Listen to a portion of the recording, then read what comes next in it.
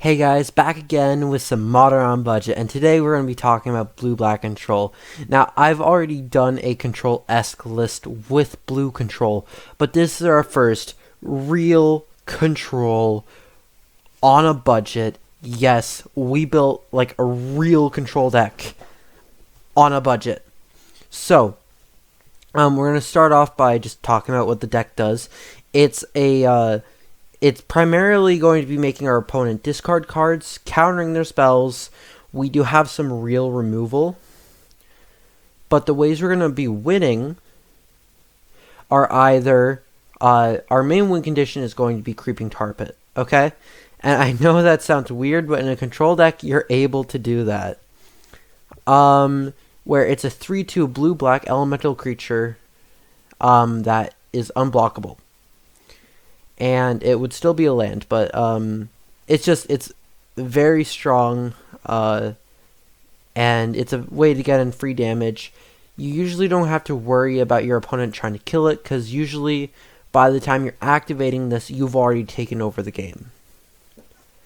So I'm going to start off by talking about our counterspell package.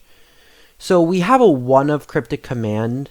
And I would love to see more Cryptic Commands in the list. But as you see, the deck's $98 and 1 Cryptic Command is nearly $20. But it's that powerful that I'm putting it in even though it's a 5th of our deck.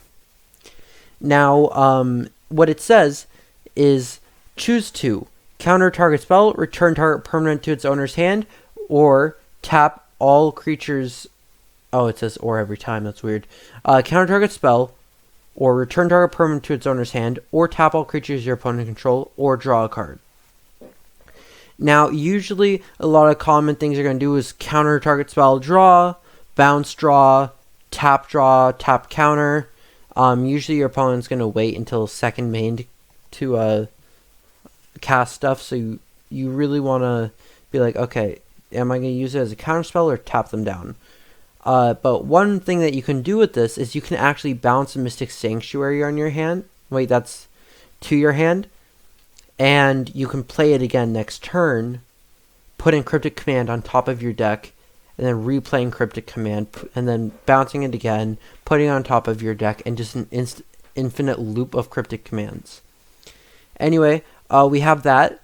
You'll notice that we don't have any Force of Negations. That's because we cannot afford Force of Negation.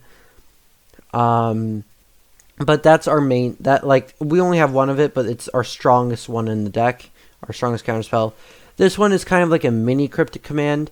It says, counter target spell, target player draws 2 cards, or gain control of target non-land permanent with convert mana cost 1. So, we're either going to draw 2 cards, counter spell, or gain control of something like honestly, you can take control of like a Death Shadow, or you have to be careful about Death Shadow because you might die. Well, no, their creature might die. Or you can. There's just so many 1-drops in the format that it's kind of like hard to point out one of them. Anyway, our next one is Mana Leak. As a full 4 of, because most games this just counters it just reads 2 mana counter target spell. It says counter unless they pay 3, and you don't really get that. You don't really get that in Modern unless you're playing a deck like this, where we'll get that. Not usually decks don't run that many lands.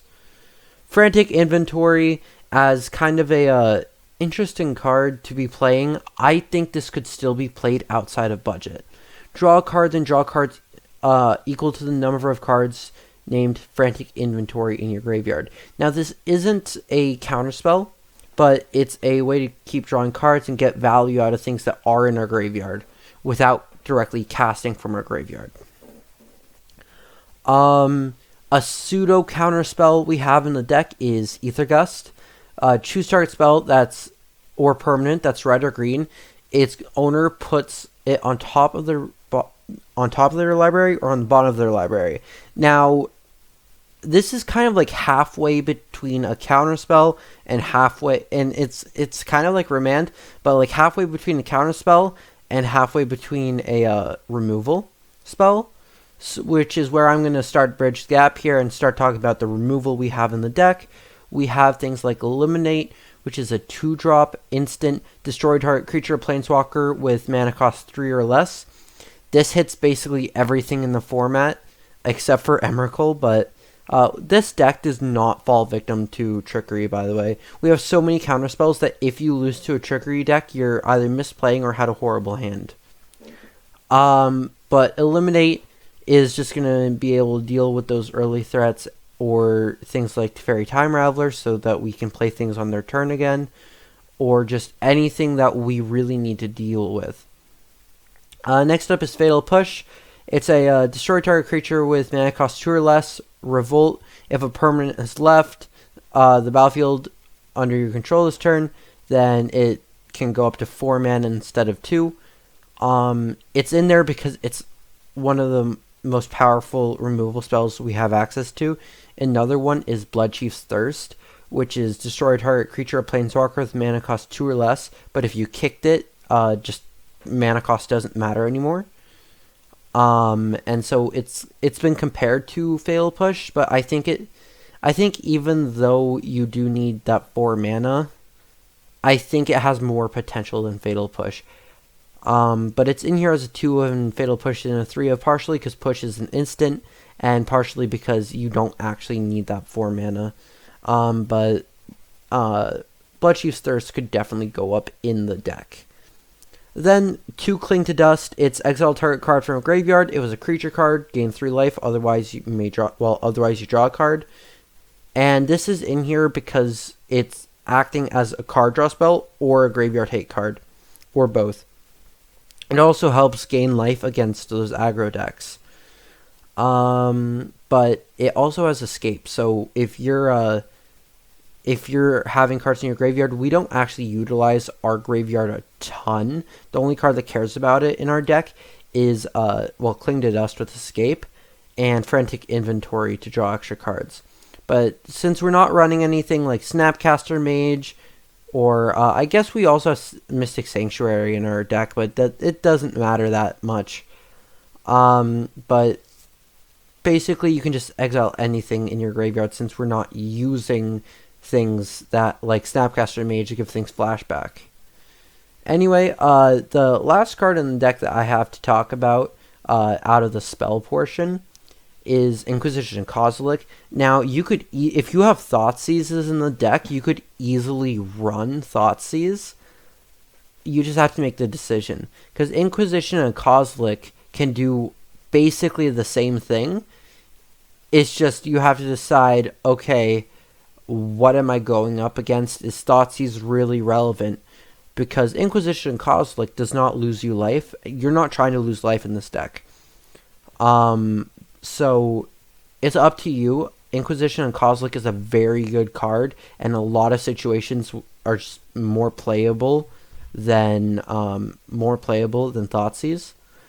But it's cheaper. You can get 4 Inquisitions for the price of 1 Thoughtseize, so I went with 4 of these.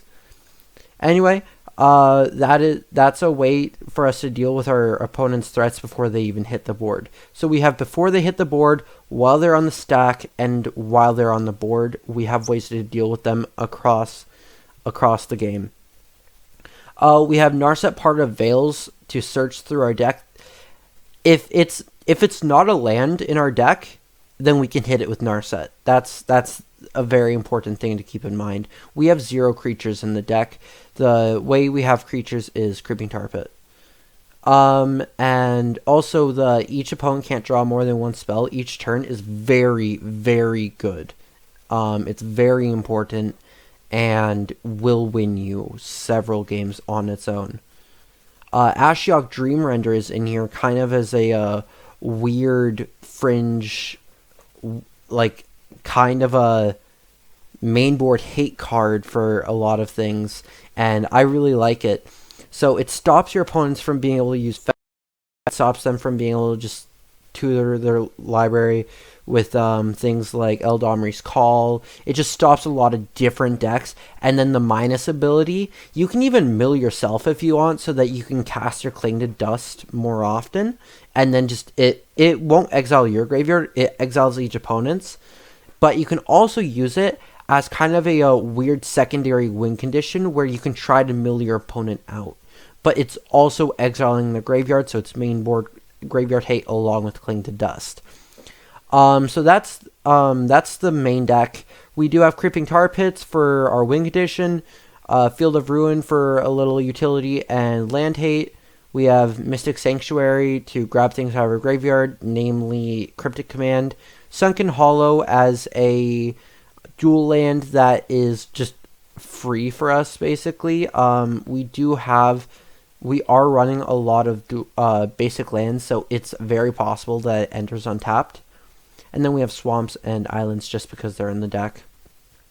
Next up is our sideboard. We have Field of Ruin, just in case we're going against a deck that has things like Field of the Dead, just so we can make sure that we're not dying to that, because we don't have mass removal, so things like Field of the Dead are hard for us to deal with unless we're using Field of Ruins.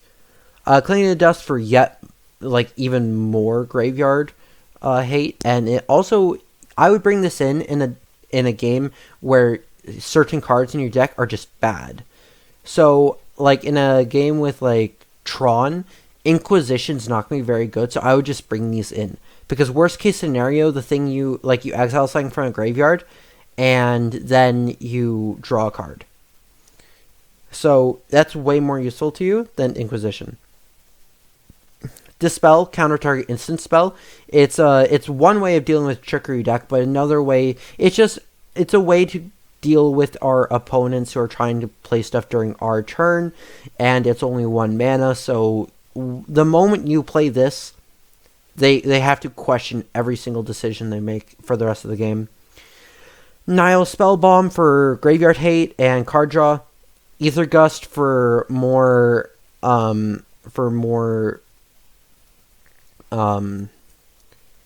aggro hate and combo hate.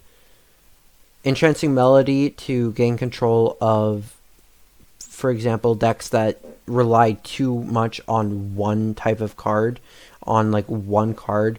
Like a Death Shadow deck, I can steal their Death Shadow, or I can also steal a part of a combo that they're trying to put together. It's a very nice card. Go for the Throat for some extra removal, and some Mystical Disputes for combo hate, control hate, and just any blue deck hate.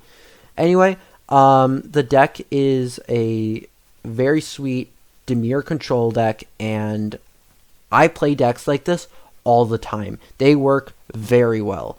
So I'm actually genuinely happy that I was able to make one that is budget.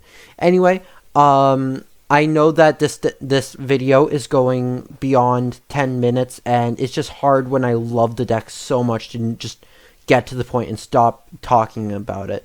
But I hope that you guys really enjoyed this video. I hope that you enjoy the list. Try to test it out and see what you think of it. I really like the list, and I hope you too. I will see you next time.